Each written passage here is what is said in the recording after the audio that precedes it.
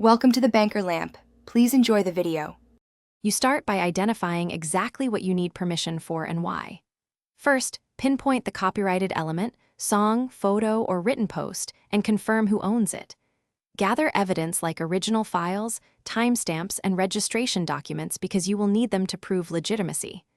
Once done, define the scope of use: Instagram feed, stories, ads, how long, and whether it is commercial. This clarity speeds communication and prevents misunderstandings when you approach the rights holder.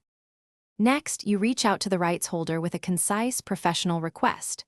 Start by locating the correct contact, artist, publisher, label, or rights manager, and send an email that states exactly how you will use the content on Instagram, the length of use, territory, and whether it's commercial. Propose compensation or credit if applicable, and ask for a written license outlining rights granted. Make sure to follow up and record all communications. These become crucial if terms are disputed later.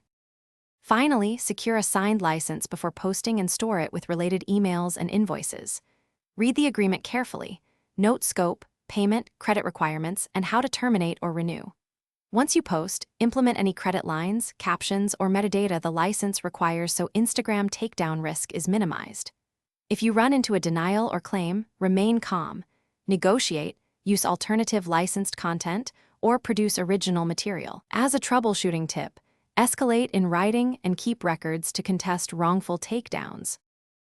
Thanks for watching. If this was helpful, leave a like and consider subscribing. See you next time.